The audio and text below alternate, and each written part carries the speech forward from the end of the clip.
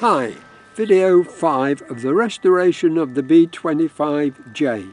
Mitchell Bomber here at East Kirkby in Lincolnshire, England. Terry has been the only engineer working on this aircraft for the last 9 months. He's done a great job, removing all flight deck instruments and controls, plus part tagging hundreds of components, rebuilding all components onto a wooden jig on the ground.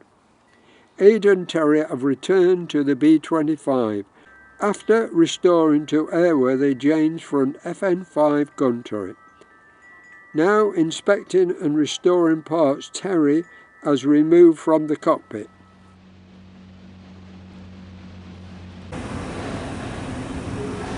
You know, like one of these pipes I think I looked at was $27. Oh, was it? Yeah. Yeah, because these parts are still used on a Boeing nowadays.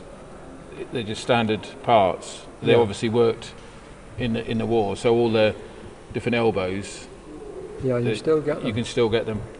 You know, they're still used. It's not like they just use an old stuff. You can still get some the parts the correct length. Yeah. And See, all the parts, like the AN numbers. It stood for Army and Navy. Yeah. And then it's like the specification, and that's the pipe, and then that's the diameter and the length of the pipe. So, well, when I say diameter, the connections, they're -6s, -4s, they get smaller. So there, you know that's the specification. It's a -6 fitting, and it's 17 inches long. And you could put that in, and you can get it like these, all these AN part numbers. Yeah. You can put them in, and you can get them. Still available. Well, you know, they're still used. You know. Yeah. So all this, and it's nice because the other good thing with the American stuff is, if the specification has changed, you can find the history. So, like if this number has been replaced by a more modern specification, you can look that number up and it'll say obsolete. Now use this part. You know, so getting the bits isn't going to be a problem. No, good. But now that they've finished on that, the plan is we can start. You know, we've got a team. Yeah. And this is going to be the first bit to be restored. This was taken out at the last minute, so this will be the first thing to go back in again, and then build everything around it, rather than doing it here. Yeah. So once that's been treated and done, rather than put it back in here, that will be able to go into the flight deck. Yeah. And then the next thing we've got to look at is this parcel shelf. Is get that done, then that can get put in, and then all the boxes that you've got round here, they will fit onto it. So it'll progressively go up. But it's coming down to the sort of colour, because if you look here, you can just see that's the sort of colour it should be. Black colour, isn't it? Well, it's a green colour. It's good dark green. Yeah, but it's how they want to do it. Do we do it just cut the losses and do it black, like what this is, or you know? And you see some bits that surely keep it the correct colour. Yeah, but you see at some point, like this bit is an odd green colour. Yeah. And is that because it's a replacement part? Or possibly, you don't know, but you don't know from whether another aircraft. You know, but do we do it? But what I want to do is like these. What's the book say? What colour it is? Doesn't it? It gives you a colour, but it's like everything in the war. At the particular time, they used. You know, they weren't going to say we're not going to make that because the shade's wrong. They'll use the paint. Yeah. And it might have been replaced at some point, but it's like the difficulty is going to be these things. Well, will they clean up all right? Well, they'll clean up, but to me, I think if you attempt to repaint those, you could spoil it. Whereas I'd like to leave those as they were. But this one, like the trim one, you can paint that up. Yeah. Because these won't get replaced. These will just get cleaned. Yeah.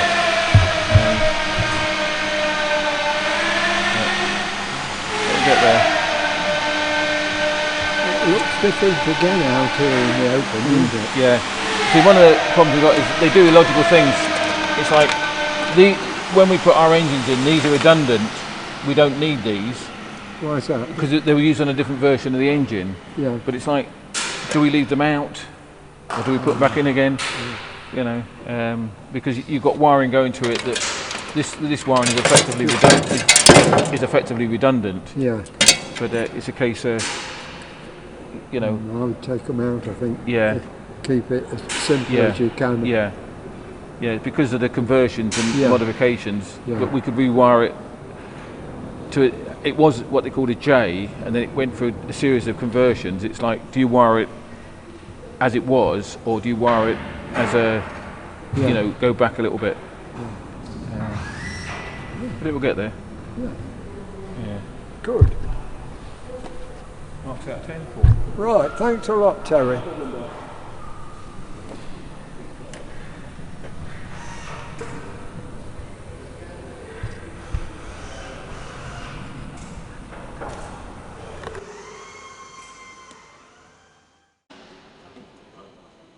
Morning, Aid. Morning, how are you? Fine, thanks.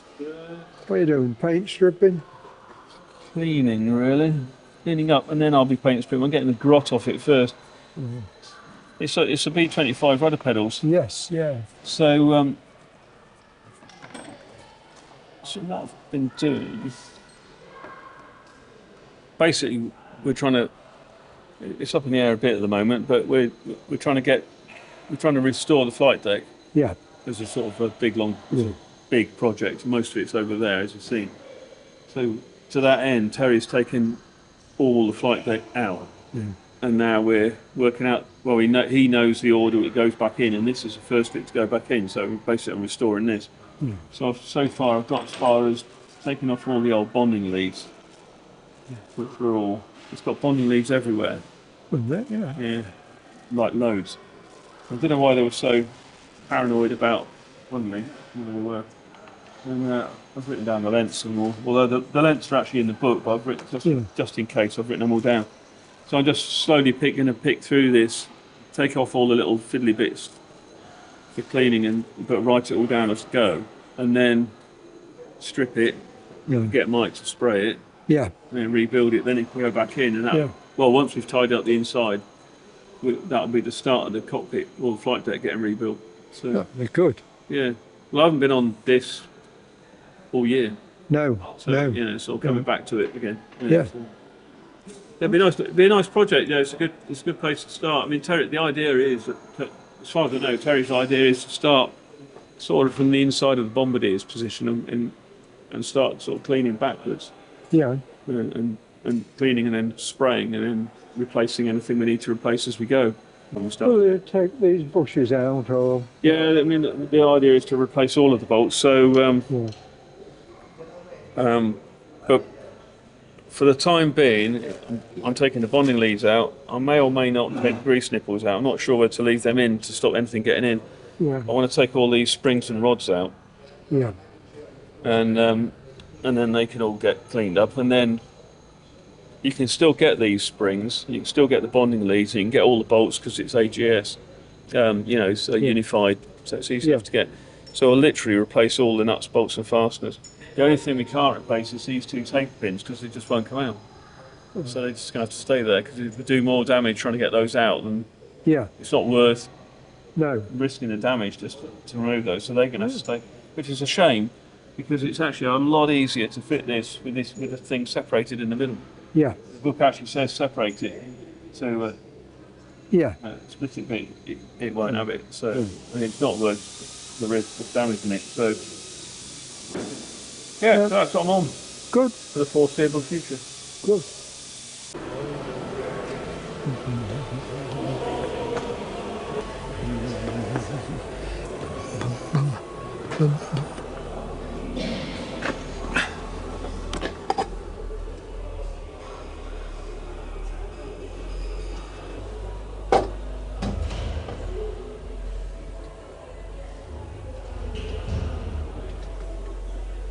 Right, well, in the B25, and we're just going up to have a look to get the tripod down.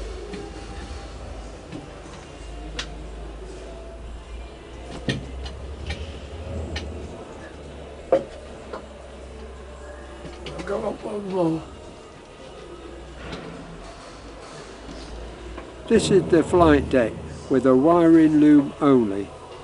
All wiring looms will have to be replaced at some time to make her airworthy.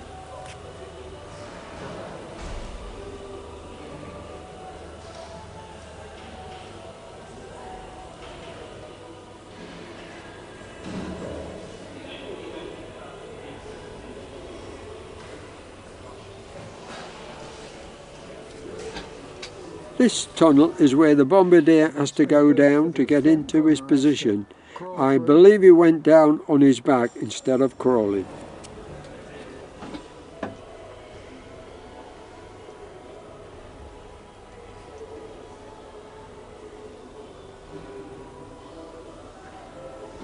The upper gun turret is missing. A cover had been placed over the opening.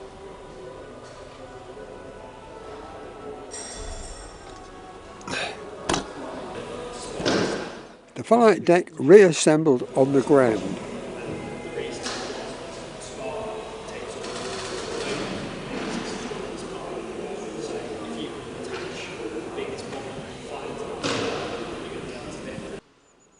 The rudder pedal Aid's been working on. These bolts which join the two pedals together are proving difficult to remove, so they're leaving them in for the moment, so not to damage the assembly. Now ready for a coat of paint. This is now ready for a coat of paint. Any of this back. And then the second bit you've got to go in, which they've started on, is that shiny bit. Have you just made that, or have you just No, that's just been cleaned up. Yeah. So that's the Instrument panel. once the rudder pedals are in, then this is the next bit. Once they've been painted, this will be the next bit to go in. Yeah. And then we can then start rebuilding the pedestal and the instrument panel, and then once that's all sorted, we can then put the control columns back in. Yeah. Painted. Then you're going to start on the pedestal, are you? Well, we can run two things then. We can do the pedestal, the instrument panel, and there's individual boxes that we can do. So there's nothing to stop us. But the key is to get this back in again. But we can't get this back in again until we get the rudder pedals in. Oh, I see. Yeah. But it's actually come up better than I expected. What, the foot pedals? Yeah. Yeah. Good. That's a good start anyway. But the query we got is what colour do we paint them? Yep.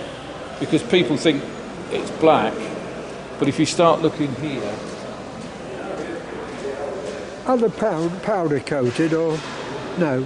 no, it's a bit of epoxy paint, but you can see see this dark green colour. Yeah. I think that we need to work out whether they were that colour or whether they were painted black, because you've got that Yeah, you that can green, see the dark green. and then you've got see like that's green. That's been changed at some point, Yeah. and then some of it's black, but you don't know whether the whole assembly is black. The whole assembly is the dark green.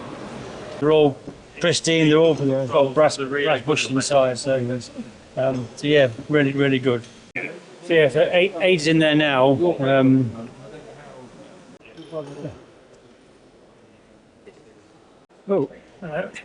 So in the floor. Hang on a sec, let me put some lights on. That's got it, should tip up now. Okay. Just be careful. So inside the nose belts, you see there's a raised section of the cockpit floor. Oh yeah. Which we believe is to accept the nose wheel. But there's two areas of quite significant damage, two holes. So what Aid's done is cut out two holes, Yeah. tidied them up. This is all in accordance with the schedule that we have. And then we will install a patch repair over that. So that's kind of what we're starting to do now with the cockpit. Now all the cockpit's been stripped out. We can do these repairs in accordance to the books, get it all as it should be. Yeah. Before we refit the cockpit. So this is the first one that we're doing. The access is quite good as well. So get both sides for riveting. Oh, good. That's kind of what we're focusing on now is to. Yeah. Morning, Terry. Hello, boss. How's it going? Okay, thank you. Are you okay? Yeah. Just getting these stuff painted. Oh, you're that far advanced now, are we? Yeah. No, this is a key bit to get back in again. So it's just identifying all the bits. Like you do, or don't. Are they steel tubes or aluminium? This is aluminium. Some are steel. These ones the smaller ones are steel. Yeah. These ones are aluminium. They're good enough for taxing, like. Yeah. Well, to me they're good enough for flying. They've got a little bit of corrosion on them, but it's only surface, so Comes off, does it? yeah, Polishes out. yeah. No, so. I'll keep meaning to look at the drawings to see whether, because we've got to change the end fittings. They've got to be replaced. You can still get those end bits, can you? Yeah, yeah. The adjusters. Yeah, you can get they've changed the number, but what they've done is they've just changed the specification. Yeah. But it's the same part, dimensions and everything. So. Is it a bearing, a proper ball bearing at the end? Yeah, yeah. Yeah, you've got Oh, and the swivel as well, do they? they swivel. Oh, yeah, the ones that are working, they swivel. Yeah. But they're also handed. So you get a left-hand and right-hand thread. Yeah. So if you want to adjust the length, you just turn that, and they'll both either go in or out together. Because the main thing is this is what they call a safety hole. When you adjust them, you've got to put a bit of wire down there. Yeah. And it not poke through. Then you know that you've got thread at least to there. I see. You know. Oh, I see. Yeah. You know, so it's, but you couldn't do it on flight control, could you? Really? you could have a curved rod, but I think this is yeah. There you go.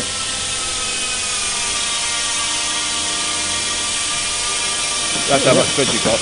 Yeah. And like I was saying, if it was not in safety, so you know, so from our point of view, as long as the wire doesn't go through, you're safe. yeah. See, like there, that would get rejected because it's not in safety. Yeah. Whereas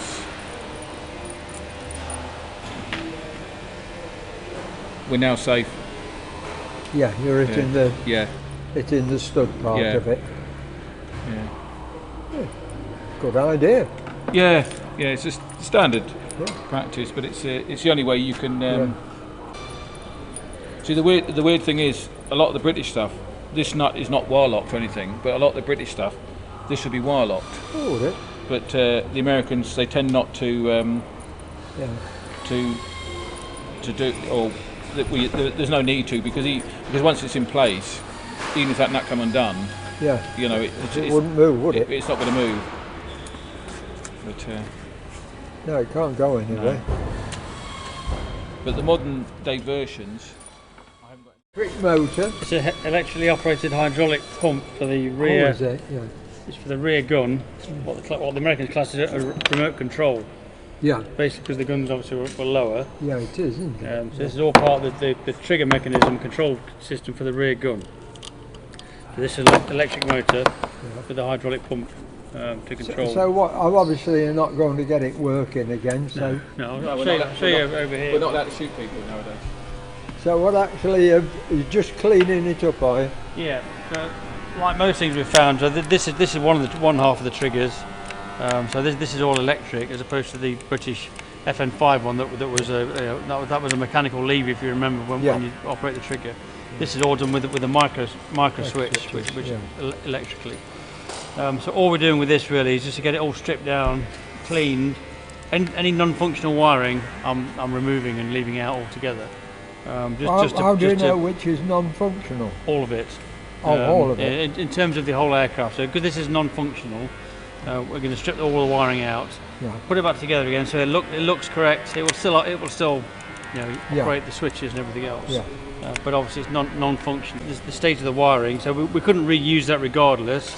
So we'll have to replace it all, which is cost, which is time, but ultimately it's all going to be hidden away inside the unit. So why bother to replace? So never use it.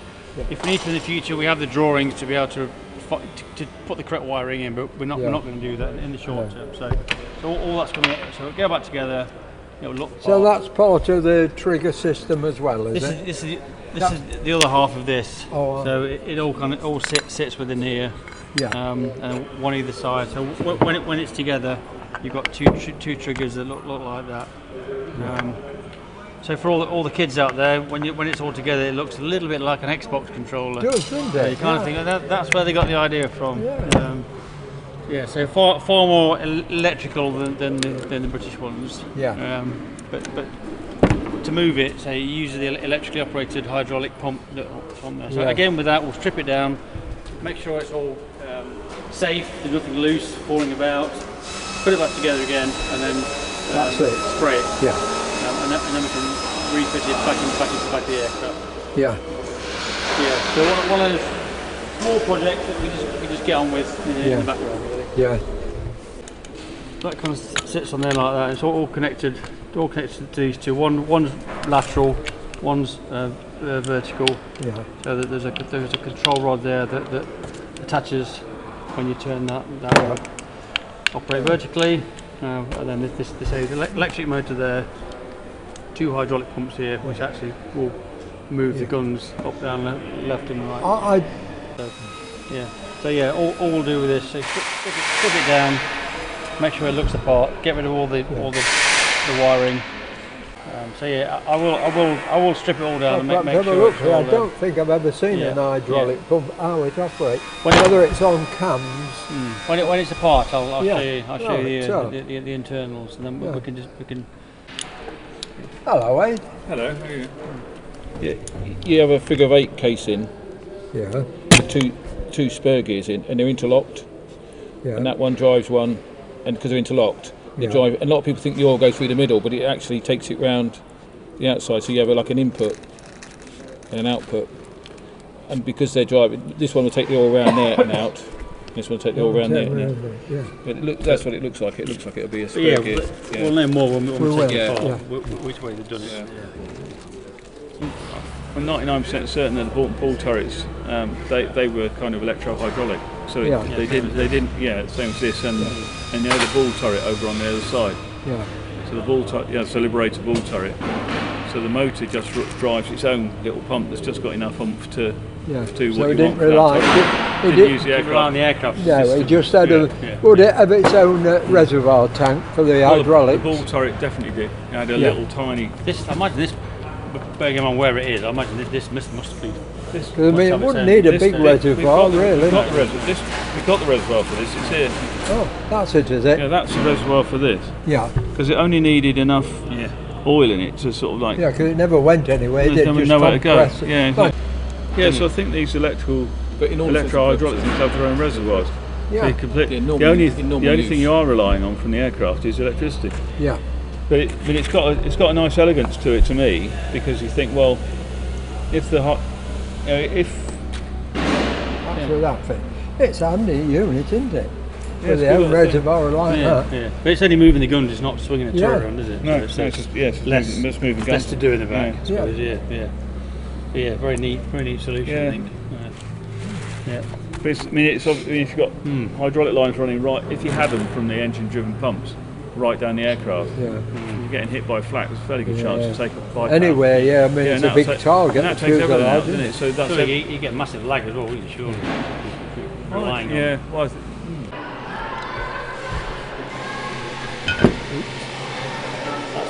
that's a spare trigger. So we actually had 3. Yeah. So these are the ones that are going back on it. This was a spare one. It's got significant damage on the dead man's trigger at the bottom there. So we're not using that. As I said before, we've taken all the wiring out. Left all that out. So when we put it back together again, it won't be wired. No. But it'll be secure. But we have all the diagrams. Should we in the future decide you want to rewire it? Yeah. I will jump 10 months to August the 5th, 2025. It's non-operational but safe to fly. So of course, there's a reservoir on it as well. Yeah, so it's self-contained, it's got its own hydraulics. Yeah. Hydraulic supply, electric motor to build up the pressure for the triggers. Right directly on there, do they? Yes, so that's the trigger mechanism, and obviously the guns sit. It's not directly connected to the guns. Yeah. As in a Lancaster turret, the guns are lower down, and the pilot just sits with the control. Just look to the side. Yeah, so we've rebuilt it complete and secure, obviously, but non-operational. Yeah, looks a good unit anyway. It will look the part. Yeah.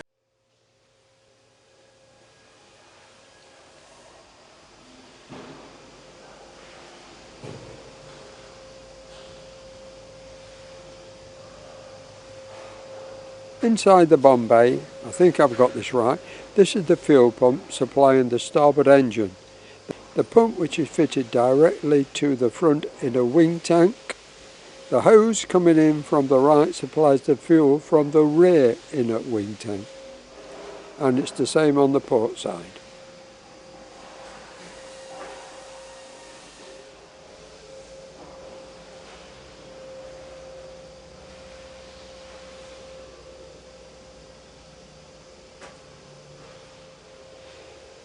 This aircraft was built with a different type of rivet to the Lancaster. If you remember, the Lancaster used mag alloy rivets, which have corroded over the years, have to be replaced to make her airworthy.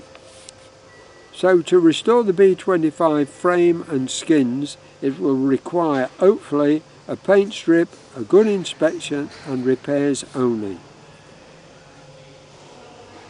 A second, I'm struggling. Oh, there we go now. That's it. Just taking the paint off, are you, to do the repair? We're just taking the paint off to respray, repaint inside. So, well, we want all the paint off out of the flight deck. So all the paint's got to come out. Yeah. And then we can have a good look at it, and then once it's painted back in again, everything we've taken out, you see down there, can all start going back in piecemeal. So, and then you've got where they've stuck this thermal barrier to the as material, that stuff, to the sides. So that glue is proving very difficult to remove. So, but that all needs to come off. We need to get all that off because that's the kind of place where corrosion lurks. Yes. So, yeah. So yeah, we're taking all of that horrible. It's either thermal or noise. It's either thermal barrier or noise barrier. I'm not sure which it is personally, but it's the same as the stuff we use on the helicopters for noise. Yeah. Soundproofing. But it might just be for heat. But all that's going to come off, and we don't know what the glue is, but the glue's very stubborn. But, I mean, I don't know where you can see. There's plenty to keep you going then. Yeah, I don't know what you can see there. I mean, that area there is almost done. It needs a bit of cleaning up, with solvent and stuff to finish it off. But that's kind of done. Then I'm coming back this way now. Do you have something to kill the solvent before you spray? Water. Yeah, so we wash it all down. Oh. And then dry it out. Yeah. So the stripper goes on, then we leave it for half an hour. Yeah. And then do something else, and then come back, pick it off, and then do it again. It's probably going to take 3 or 4 goes. Yeah. And then brush it down with water to rinse it all out, and then dry it out, and then we can have a good look at it. Yeah. Okay, hey, thanks very much, mate. Right, mate. Yeah, I'll see you later. Yeah. If I can get out of here. Get out. Don't fall off. No, I'll press record.